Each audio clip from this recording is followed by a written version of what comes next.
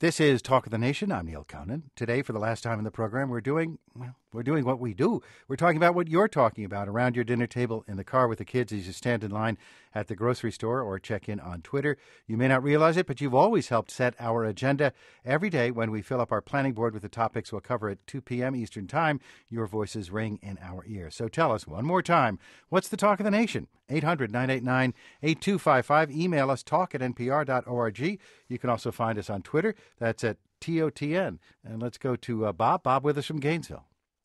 Thank you, Neal. I find that the Edward Snowden case has certainly been the talk of the nation. But the underlying issues behind this are very much interesting to me and many others.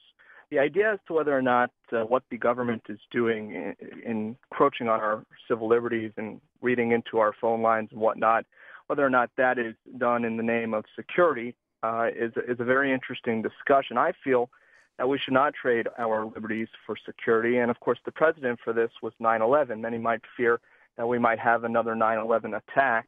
And 9/11 being the false flag attack that it was, with Building 7 being a building 47 stories tall that fell in free fall speed in a matter of seconds, was not hit by any other airplane. I see we have a truther with us.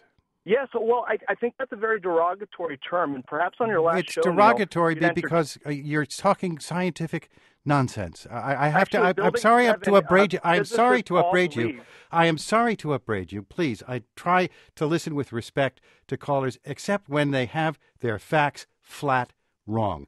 You think Building 7 is not a very telling incident, sir? I think it fell for different reasons, and the scientific community agrees with me. Well, more to the point, I agree with them. What do I know about Building 7? Well, the architects and engineers all are in on consensus. No, they are not, Bob, and I'm sorry. Yes, there's a group called Architects and Engineers. Bob, I'm hanging up on you because this is nonsense.